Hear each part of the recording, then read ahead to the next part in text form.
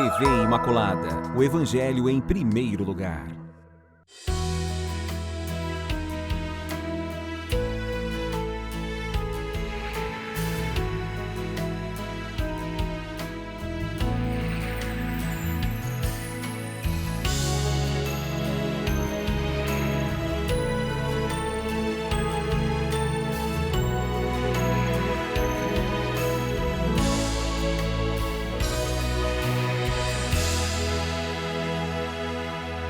Olá, queridos amigos, iniciamos nosso programa, graças a Deus, mais uma oportunidade de enriquecimento.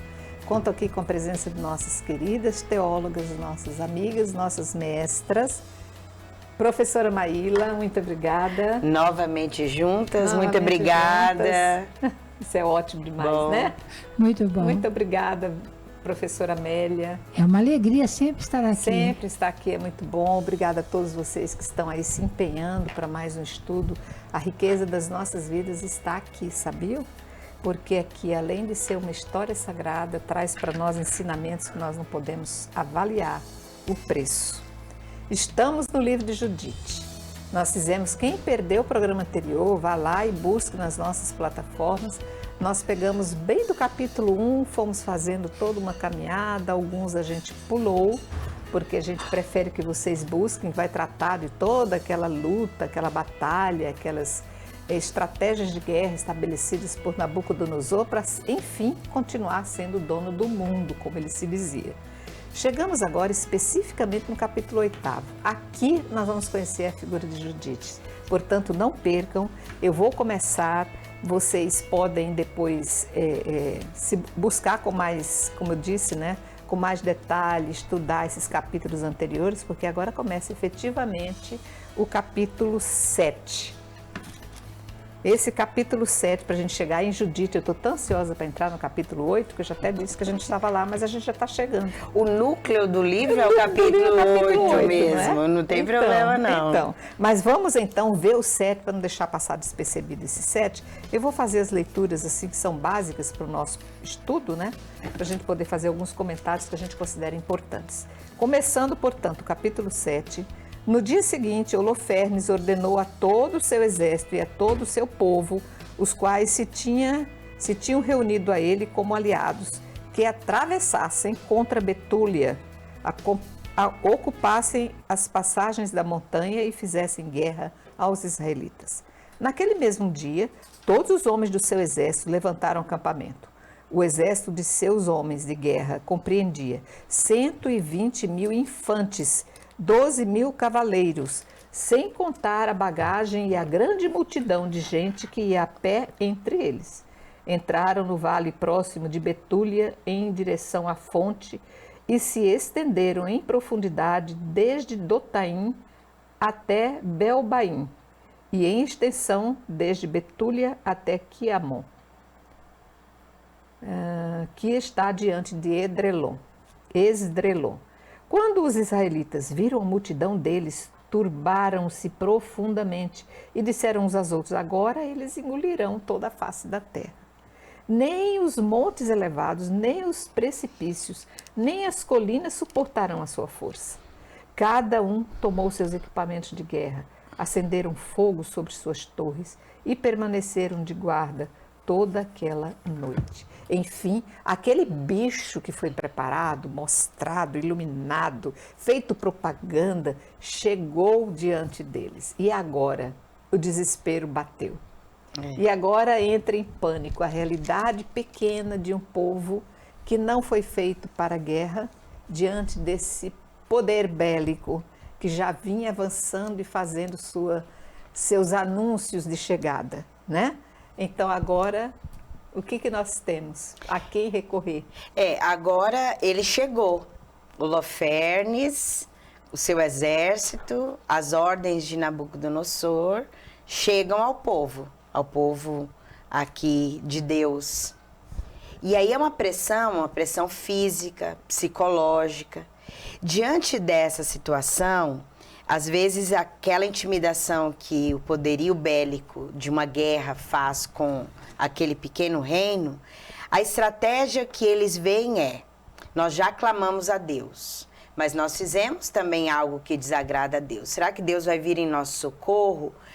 A postura que eles têm é de se entregar, negociar a liberdade. A gente vai se entregar a Ele, Ele nos domina, pelo menos o resultado É menos. é menor em agressivo. perda, Isso. em agressividade, porque a gente não resiste. Então, por isso que o capítulo 7, esse início aqui, o povo está quase que mostrando essa entrega. É melhor a gente... Ele vai nos engolir, vai engolir toda a terra. Os montes mais altos, ele está chegando. Então, é melhor que a gente se entregue a Holofernes. E aí o perigo, a consequência é menor. O mal é menor. Diante do medo, às vezes a gente tem essa atitude. Mas vamos ver o que vai dar essa história, como que ela vai continuar. Muito bem, aí na Bíblia de vocês podem seguir fazendo essa leitura, porque eu vou pular lá para o versículo 19 e ver exatamente o que está começando a acontecer. Vamos ver o outro lado. Os israelitas clamaram ao Senhor seu Deus. O ânimo deles abateu-se, pois todos os seus inimigos os tinham cercado e não havia como fugir do meio deles. Todo o acampamento assírio, os infantes, os carros e os cavaleiros, permaneceu ao redor deles por 34 dias. Esgotaram-se para os habitantes de Betúlia todas as vasilhas de água, e as cisternas se esvaziaram. Não tinham água para matar a sede um só dia, pois a água era racionada. As crianças desmaiavam, as mulheres e os adolescentes desfaleciam de sede. Caíam nas ruas e nas saídas das portas da cidade, e não havia mais força, já não havia socorro para eles. Deus nos entregou nas suas mãos para que caiamos diante deles pela sede, na completa destruição. Agora chamai-os, entregai toda a cidade ao saque do povo de Holofernes e de todo o seu exército. É melhor para nós sermos objeto de pilhagem deles.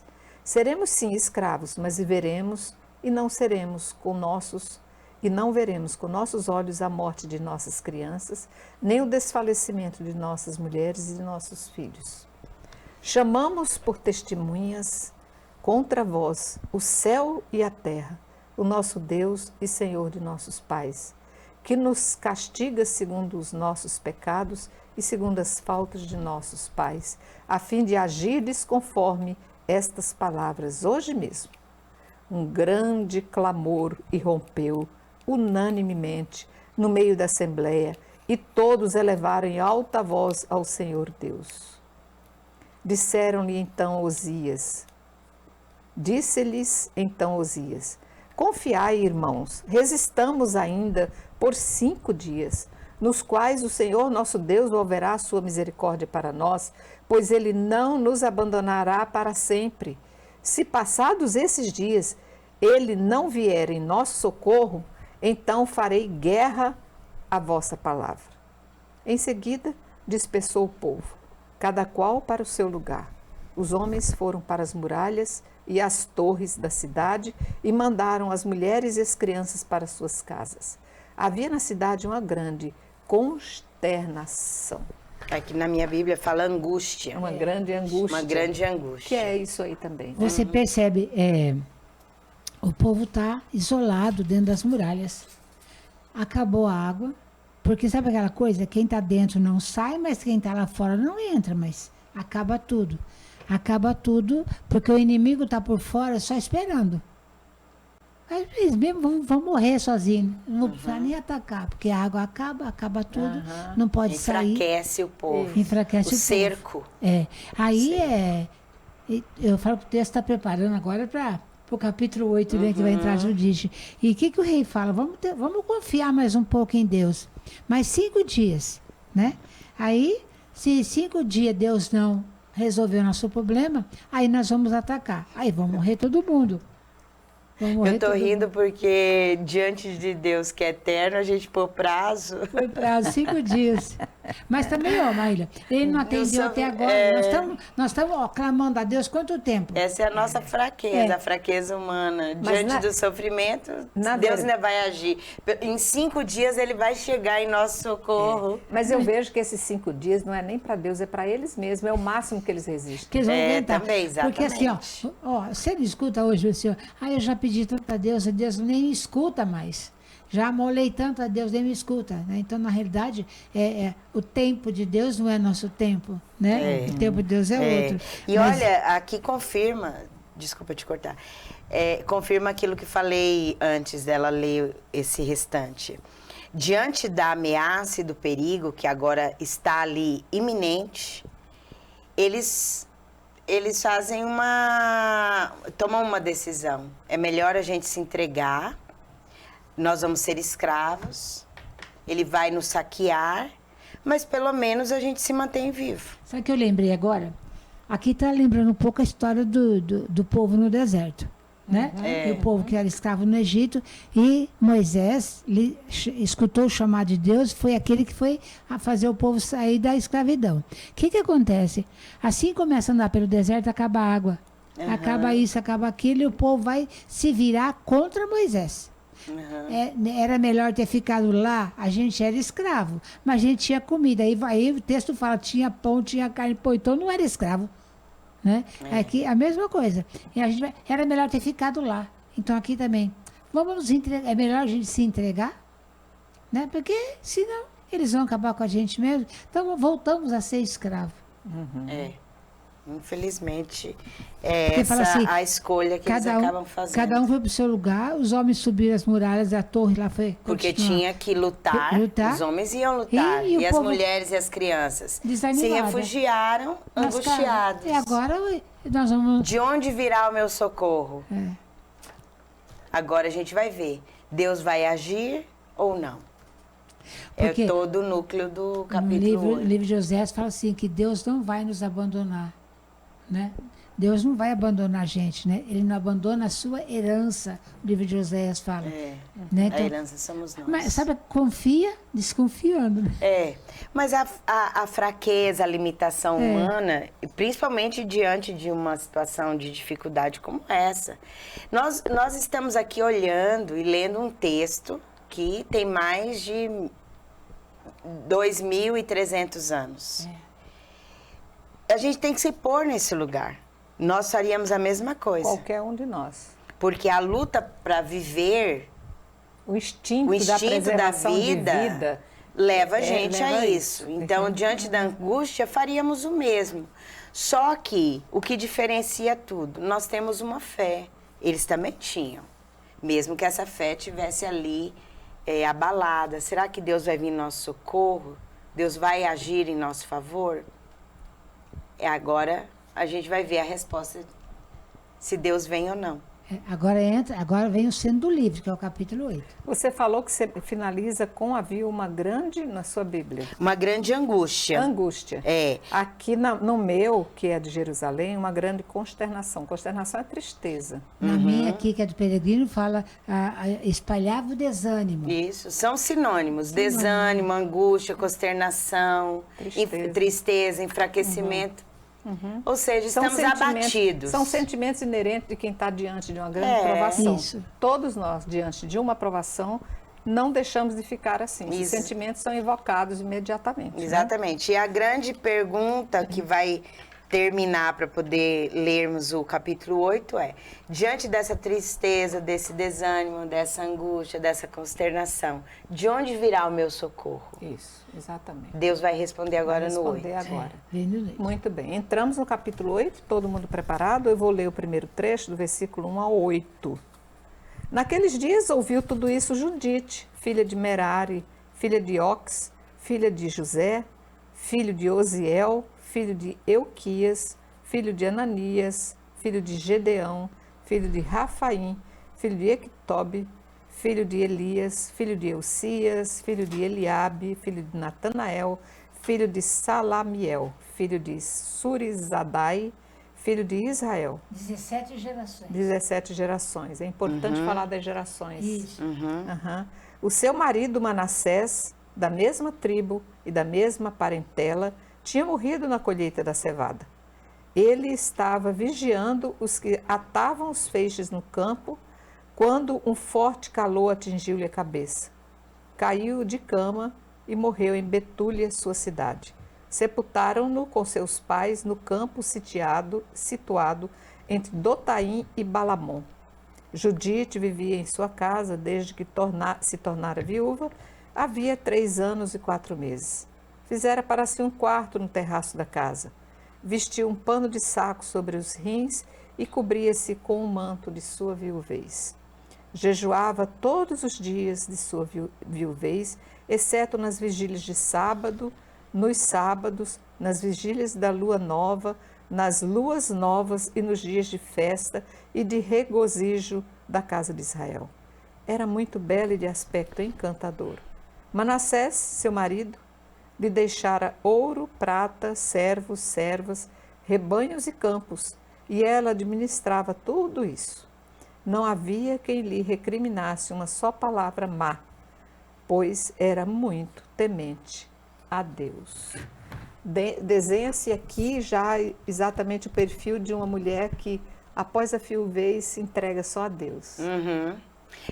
Diante dessa consternação, Judite é uma dessas que vão viver, está vivendo, depois no versículo 9, ela está vivendo já uma perda. Isso. A viuvez do marido fala que ele, provavelmente uma insolação. Tomou Porque muito sol. o sol na cabeça. Então, ele morre, ela fica como viúva, ela assume a sua viuvez. Porque nós vemos no texto dizendo, ela tomou a sua roupa de viúva, mas não só a roupa, o externo. Ela vivia esse consternamento pela perda do marido. E o texto não fala, mas ela não tinha filhos. Não tinha filhos, porque se tivesse filhos, teria também citado esses filhos aqui. E ela é piedosa, o jejum, as orações, a guarda... Era muito bela e atraente. Isso, guardava as festas, e o texto traz essa informação. Era muito bonita e atraente. E é importante, porque essa beleza e ela sendo atraente é que vai conquistar, enganar. Que é spoiler. Cenas dos próximos capítulos. Isso. Ou seja, essa beleza que ela trazia externamente vai ser algo que vai ser usado em favor do que Judite vai fazer agora no texto. Seguindo, versículo 9. Ela ouviu as palavras inconsideradas do povo, desalentado pela falta de água contra o chefe da cidade. Judite ouviu também tudo o que Osias lhe disse e como jurara entregar a cidade aos assírios depois de 5 dias. Mandou então sua serva, preposta a todos os seus bens, chamar cabris e carmis, anciãos da cidade. Quando vieram a ela, disseram-lhe: ouvi-me, chefes dos habitantes de Betúlia. Não é correta a vossa palavra a que dissestes hoje diante do povo, nem esse juramento que proferistes entre Deus e nós, dizendo que entregarias a cidade aos nossos inimigos, se neste prazo o Senhor não vos trouxer socorro. Quem sois vós que hoje tentais a Deus e vos colocais acima dele no meio dos filhos dos homens? Agora colocais à prova o Senhor Todo-Poderoso. Jamais compreendereis coisa alguma. Se não descobris o íntimo do coração do homem e não entendeis as razões do seu pensamento, como então penetrareis o Deus que fez essas coisas? Como conhecereis seu pensamento? Como compreendereis o seu desígnio? Não, irmãos, não irriteis o Senhor nosso Deus. Se Ele não quer nos socorrer em 5 dias, Ele tem poder para fazê-lo no tempo em que quiser, como também pode nos destruir diante dos nossos inimigos. Não hipotequeis, pois, os desígnios do Senhor nosso Deus. Não se encurrala Deus como um homem, nem se pode submetê-lo como a um filho de homem. Por isso, esperando pacientemente a salvação dele, invoquemo-lo em nosso socorro. Ele ouvirá a nossa voz se for do seu agrado. Isso foi uma voz de poder, hein? Isso foi uma voz de poder. Ela teve ali audácia de enfrentar. Pulso de dizer, peraí, quem vocês estão pensando que são? Deus é homem igual você? Porque aqui ele tinha colocado Deus à prova. Vamos dar 5 dias. Se Deus não nos atender, não vai atender mesmo. Então a gente se entrega. Primeiramente, ela vai fazer esse povo lembrar a sua fraqueza. Quem somos nós? Isso. Diante de Deus? A sua impotência, né? A impotência. E se lá atrás, lembram-se, vestiram-se de sacos, de cinza, mostrou naquele clamor que nós estamos, de alguma maneira, tendo consequências também das nossas atitudes. Claro. Para Deus agir, sempre é preciso que nós tenhamos uma atitude de humildade. Então, Judite, ela, por ser essa pessoa temente a Deus, ela entra e já põe o povo, essas pessoas, no lugar que a gente ocupa. Quem somos nós diante de Deus? E sabendo quem nós somos, como que nós impomos prazo a Deus, para Deus agir? Deus sabe o que fazer e quando fazer, a ponto de falar para eles, se for da vontade de Deus, se Ele quiser, Ele vai ouvir a nossa voz. Então, Judite é uma voz que clama no meio dessa tristeza que leva-nos até a confrontar Deus. Ela é uma voz muito sensata. E é uma mulher. Ela é uma voz sensata aí. Deve ter tido muita resistência por ser mulher. Quem é você, Judite, para estar falando isso para nós? Mas ela toma isso com autoridade. Ela aparece aqui com uma autoridade que a vida dela trouxe. A vida de Judite era de uma mulher temente a Deus. Então, nós vamos ouvir.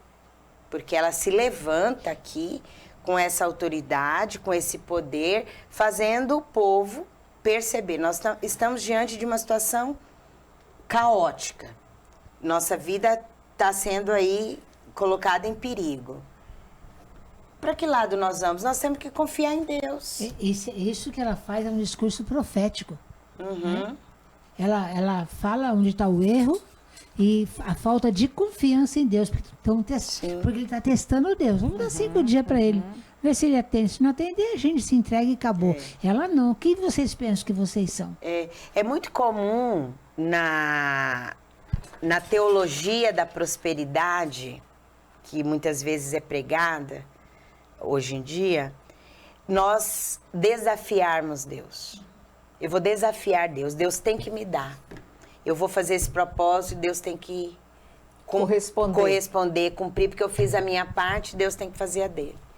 Nós não podemos ter essa atitude. Quem confia em Deus e tem uma atitude humilde, não tem uma atitude de desafio a Deus. Deus não é para ser desafiado. Então, só aproveitar esse contexto aqui para trazer essa meditação, porque é muito comum hoje, dentro do nosso mundo, fazer esse tipo de desafio a Deus. Deus tem que fazer isso comigo, porque eu fiz isso, Deus tem que cumprir. Não. Aí se ele não cumprir, eu não faço nada. Exatamente. Deus não tem que ser assim. Deus vai nos ouvir se for da sua vontade, se for para o nosso bem, se for na nossa hora. Deus nunca deixa de agir, mas ele não está submetido à minha vontade. No fundo, Judite usa dessa situação que eles estão vivendo de perigo para fazer eles crescerem nesse ponto. Fazer uma avaliação da situação. Aí, confia. Vamos avaliar. Vamos confiar em Deus. Deus vai saber como agir. Ele sempre agiu.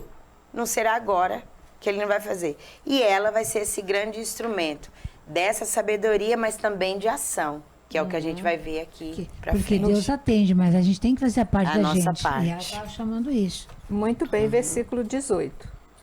É verdade que não houve nas nossas gerações, nem há nos dias de hoje, nenhuma de nossas tribos ou famílias, nenhum dos povos ou cidades que adorem deuses feitos pela mão do homem, como aconteceu outrora, o que foi a causa de nossos pais serem entregues à espada e à pilhagem e caírem miseravelmente diante de seus inimigos. Nós, na verdade, não conhecemos outro Deus além dele.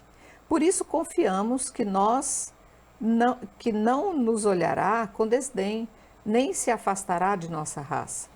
Com efeito, se formos capturados, assim também o será toda a Judeia, e nosso santuário será saqueado. Então nosso sangue deverá responder por sua profanação.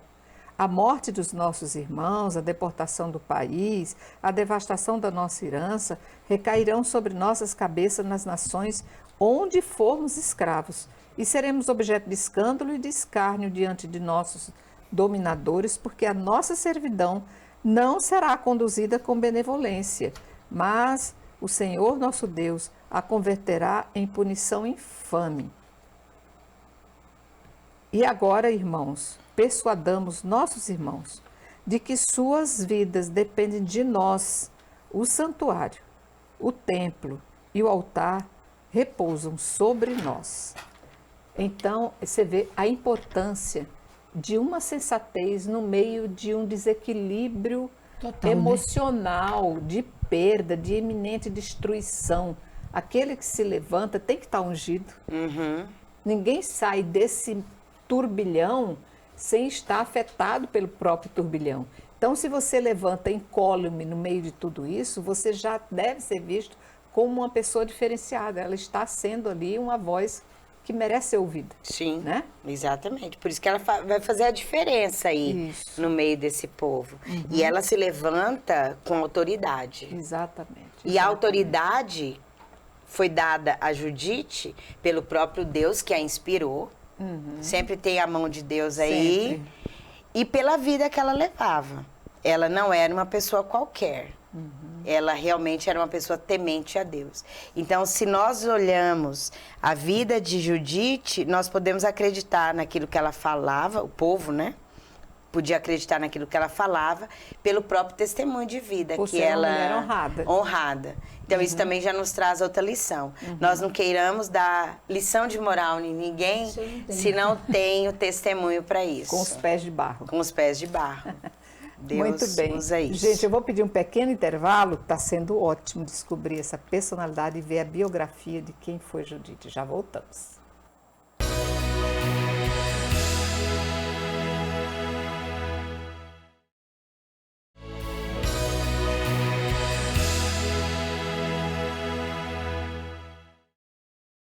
Voltamos e a gente estava aqui pensando e refletindo sobre essa Judite. Essa mulher fruto do Espírito Santo, que foi moldada por Deus para essa situação. Né? Numa época em que mulheres não tinham tanta força para nada, ela que se mostra um arauto. Vamos seguindo aí a partir do versículo 25. Apesar de tudo, agradeçamos ao Senhor nosso Deus que nos põe à prova como nossos pais. Lembrai-vos do que ele fez a Abraão, de como provou Isaque, do que aconteceu a Jacó na Mesopotâmia, da Síria, quando pastoreava as ovelhas de Labão, irmão de sua mãe. Como ele os provou para sondar os seus corações, assim também não está se vingando de nós, mas para a advertência. O Senhor açoita os que dele se aproximam. Osias lhe respondeu: tudo o que dissestes com ótima intenção, e não há quem contradiga tuas razões. Não é de hoje que tua sabedoria se manifesta. Desde o princípio de teus dias, todo o povo conheceu a tua inteligência, bem como a natural bondade do teu coração. Mas o povo, acossado pela forte sede, forçou-nos a fazer como dissemos a eles, comprometendo-nos com um juramento que não poderá ser quebrado. E agora, dado que és uma mulher piedosa, roga por nós, e o Senhor enviará uma forte chuva para encher nossas cisternas, e não mais desfaleceremos. Escutai-me bem, disse-lhe Judite. Farei algo cuja lembrança se transmitirá aos filhos de nossa raça, de geração em geração. Esta noite ficareis à porta da cidade. Eu sairei com minha serva, e antes da data na qual dissestes que entregarias a cidade aos inimigos, o Senhor, por minha mão, visitará Israel. Quanto a vós, não procureis saber o que eu vou fazer. Não vou-lo direi antes de tê-lo feito. Osias e os chefes disseram-lhe: vai em paz, que o Senhor Deus esteja diante de ti para a vingança dos nossos inimigos. E deixando o aposento, foram para os seus postos. Ela já, na hora, já pintou uma ideia de como resolver esse problema. Osias, gente, embora diante de uma mulher, não tinha outra solução. Ou eu aceito a proposta dessa doida, dessa maluca que está me fazendo agora, ou o doido serei eu, não é? Será que ele acreditou nela ou está sendo irônico também, né? Ou ele não tem outra saída? Não tem outra saída. Porque ela, aí ele se defende, não, eu só falei isso porque esse povo estava assim, entendeu? Como diz, você é mais doido se segue um doido. Será que a ideia dessa mulher vai dar certo? Mas qual era a saída, outra saída que Osias Você tinha? que é uma mulher piedosa, reza por nós, quem sabe ele te ouve, porque a nós ele não ouviu. Mas ela já tem um plano na cabeça. Já tem. Ela, quando ela movimenta tudo isso, Judite já tem um plano do que fazer. Ela sabe. Porque Deus já está suscitando isso em Judite. Vamos entender que nada é nosso. Nada é por acaso. E Né? Deus já está aí movimentando o coração de Judite para ela ser instrumento Porque ela falou, nessa essa situação. noite, coloca cada um dentro da sua casa, deixa comigo. É uma Não vem atrás de mim, não. deixa comigo. Aqui me fez lembrar duas outras situações de perigo que mulheres entraram na história e tomaram frente da situação. A primeira é a mãe de Moisés. O filho tem E a irmã risco de... dele também, porque ela ajuda a mãe, né? Isso, a irmã também, Miriam. Numa situação de perigo que Moisés tinha ali, recém-nascido, criança, já estava perigando a sua vida, a mãe age. O instinto de preservação leva ela a fazer uma doidura, mas... Então, vamos Você olhar, uma loucura, pegar aquela aos criança... Aos olhos humanos seria loucura. Loucura, botar pôr essa aquela criança no meio do rio e deixar seja o que Deus seguir. quiser. Mas isso salvou a vida de Moisés. Tanto a mãe quanto a irmã agiram aí. Um terceiro, eu falei 2, mas 3. As parteiras antes também agiram nessa perspectiva de loucura. Como não cumprir a ordem do faraó e matar as crianças quando nascessem? Aí inventa. Não, as mulheres são porretas. Quando a gente chega, já fizeram o parto. Isso. Já aconteceu. Mas elas... É uma loucura humana ir contra as ordens do faraó. Mas elas foram. Preservaram a vida. E aí um terceiro ponto. Esther. Diante da ameaça do extermínio do povo judeu pelo rei, ela age.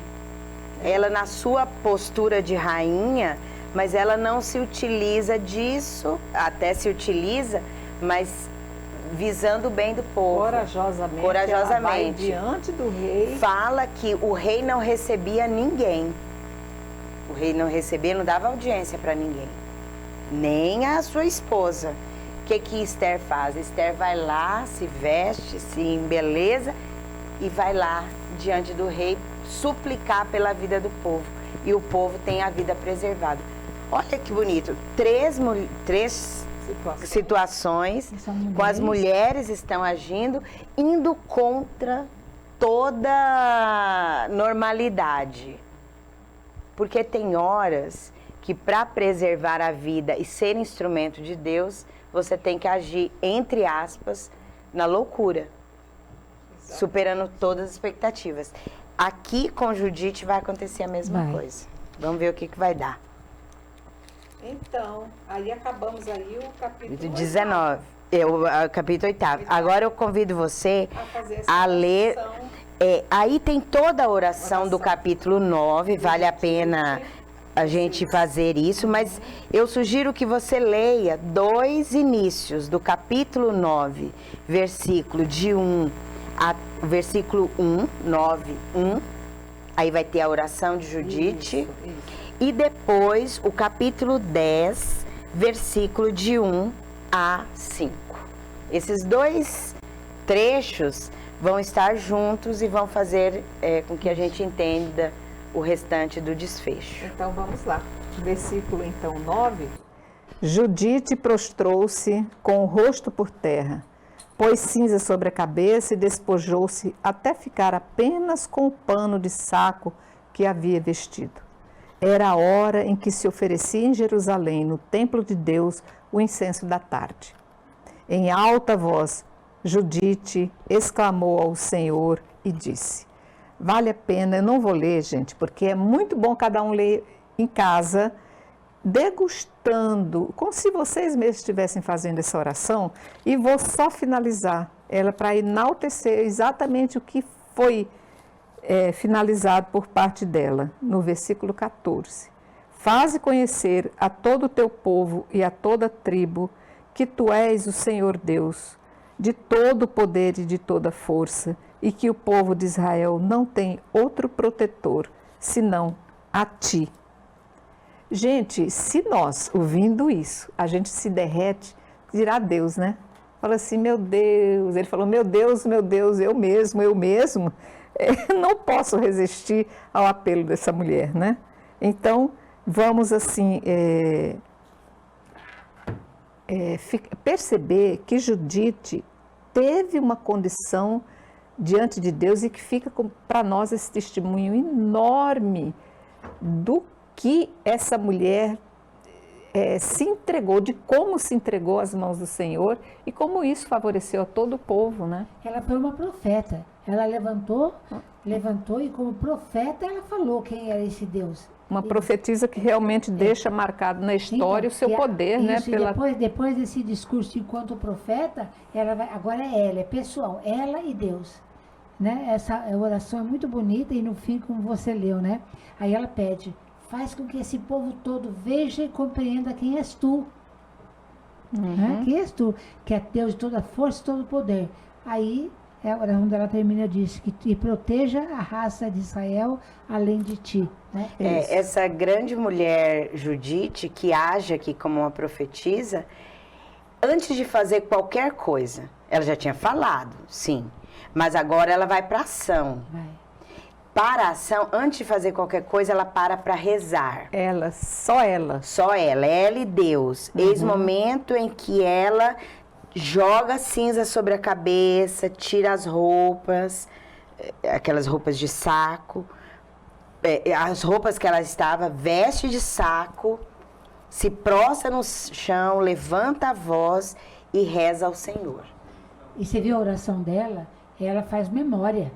Tudo verdade. que Deus já fez pelo povo e por ela também. Ela faz Porque memória. é isso que vai acalentar o coração de Judite, a alma, para confiar em Deus. Eu posso confiar em Deus, essa é a oração dela, porque Deus, na memória que ela faz, Deus já agiu. Certo. Deus sempre agiu no meio do povo de Israel. E vai continuar agindo. Ela confia. Ela confia. Ela se desnudou completamente, tanto da roupa como você fala, como depois também no coração, de falar com Deus. Ela vai falar que ele é Deus dos humildes, né? Vai pedir socorro para ele. Ela fala, sim, Deus do meu Pai. Sim. Por isso que é bom. A memória. A memória, né? Aí ela vai lá no versículo 13, concede-me falar sedutoramente para ferir mortalmente os que planejaram uma vingança cruel contra teu povo, tua santa morada, o Monte Sião e a casa que pertence aos teus filhos. E termina fazendo uma oração de intercessão. Porque ela intercede pelo povo, pedindo a Deus, Senhor, faz com que esse povo, todas as tribos, reconheçam que tu é o Deus único. E reconhecendo tua força, teu poder, poder que pode tirar o povo dessa situação e ser o seu E protetor. que não há ninguém, ela fala, né, que proteja a raça de Israel além de ti. Sim. Então ela acredita, mas ela intercede a Deus para que o povo também acredite nisso. Também outra característica de Judite, essa oração de confiança que ela tem a Deus, através da memória de todos os feitos que Deus já fez por Israel, mas que o Senhor suscite no coração do povo também isso. Pra eles Eles também entenderem acreditem. Quem é esse Deus? E possam dar continuidade aí a essa ação de Deus na história. Por isso a importância aí depois agora do capítulo 10 desse trechinho. Sim, então no versículo 1, né, do capítulo 10, já vai continuar então a postura dela. Quando cessou de clamar ao Deus de Israel e terminou todas as suas palavras, ela se levantou da sua prostração, chamou sua serva e desceu para a casa em que ficava nos dias de sábado e de festa. Tirou o pano de saco que vestira, despojou-se do manto de sua viuvez, lavou-se, ungiu-se com ótimo perfume, penteou os cabelos, colocou na cabeça o turbante e vestiu a roupa de festa que usava enquanto vivia seu marido Manassés. Calçou sandália nos pés, colocou colares, braceletes, anéis, brincos, todas as suas joias, embelezando-se a fim de seduzir os homens que a vissem. Depois deu à sua serva um odre de vinho e uma bilha de óleo. Encheu um alforje de bolos, de farinha de cevada, de bolos de frutas secas e de pães puros, embrulhou tudo no recipiente e lhe entregou. A serva, claro. Aí, então, é que já inicia o plano que ela já tinha... Gente, esses planos não partiram de nada. Isso aqui foi unção direta de Deus dentro da sua alma. A inspiração. Faça isso, faça isso. A inspiração. É. Se nós lembrarmos, teve uma outra mulher. Sim, que fez exatamente isso. Também fez isso, Dina. No meio do Dina. exército todo, ela foi no acampamento Dina, lá ela era nora de Judá, um dos filhos de Jacó, Exatamente. de Israel. E Dina, ela se casa, o marido morre, Judá tinha a obrigação de acolher. Não, eu estou falando de Tamar. Tamar fez isso, não Dina. Tamar. Ela era nora de Judá. O marido dela morre. Ela fica sem filhos. E Judá fica enrolando para dar outro dos seus filhos para se unir a ela e gerar filhos. Aí o que Tamar faz? Ela tira as vestes de viúva, se veste, se perfuma, troca roupa, fica bonita, fica na beira da estrada, lá no caminho, onde Judá passaria.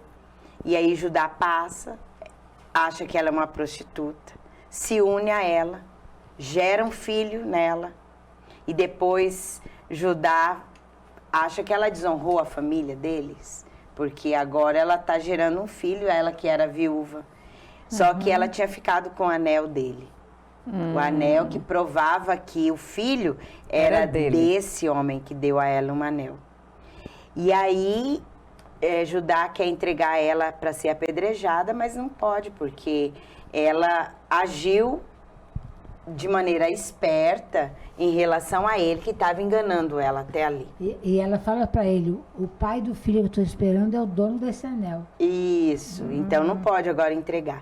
Então, assim, só usando a semelhança que tanto Tamar, viúva, ela age com uma estratégia para sobreviver. E a sobrevivência de Tamar era ter um filho. A mesma coisa agora Judite vai fazer. Ela é viúva, ela tem que agir, Deus está inspirando a ela. O que ela faz?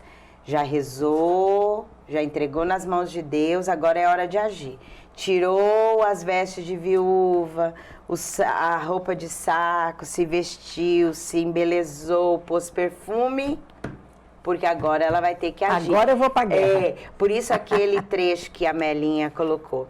Ela era bonita e atraente. Aham. Então agora essa beleza de Judite vai ser usada em favor dela? Não. Para o em benefício do favor povo. do povo. Deus vai usar Judite para isso. E o que ela tem como mulher? Ela tem a autoridade, que ela já mostrou que ela tinha ali, a voz profética de Judite, e agora ela vai usar dos seus encantos dos seus encantos femininos para poder essa situação ser resolvida. No fundo é Deus. Sim. Deus está agindo. Judite é apenas um instrumento disso. Então a gente só pode dizer que abençoados os encantos e a sedução de uma mulher que liberta um povo. Que não usa isso em favor. Não para isso, não para proveito pra seu, Aham. mas em benefício de um povo. Sim. Quando você leu que ela prepara tudo, né? Aí o texto vai falar depois que ela ficou linda. E quando eles veem que ela sai linda assim, ficaram pasmos pela beleza dela, né? Registraram. Então aí, na realidade, eu pensei comigo assim, ó. Fé em Deus e pé na tábua, eu vou fazer. Agora é a parte dela. Agora é minha parte. Ela age. Lembra também Esther. Esther também usou dos seus encantos, da sua beleza, para poder conseguir chegar pedir no ao rei em a favor do seu libertação do povo. povo. Ou seja, isso não tem nada de problema. Como se usa e a inspiração disso é que vai fazer a diferença. Judite vai ser essa grande diferença. Por isso que nós temos aqui um livro dedicado a ela. Certo. Pela ação que ela teve no meio do povo. Por ter se submetido à vontade de Deus. Com certeza. Né? Agradeço, queridas mestras, a esse programa de hoje. Quanto aprendizado, quanto ensinamento, quanta ilustração que nós tivemos, né? Que seja para o nosso enriquecimento. Muito obrigada. Eu que agradeço por estar aqui. Muito Obrigada. obrigada. Que Deus nos ajude a ter boas inspirações Assim como seja. Judite. Assim seja, que você também possa tirar proveito cada vez mais, lendo aqueles capítulos que nós deixamos para trás, que você possa se enriquecer, estar aqui pronto com seu material, sua Bíblia, para continuarmos essa belíssima história no nosso próximo programa. Por isso, grata Senhora, salve Maria Imaculada por tudo isso, né? Salve Maria Imaculada. Até o próximo.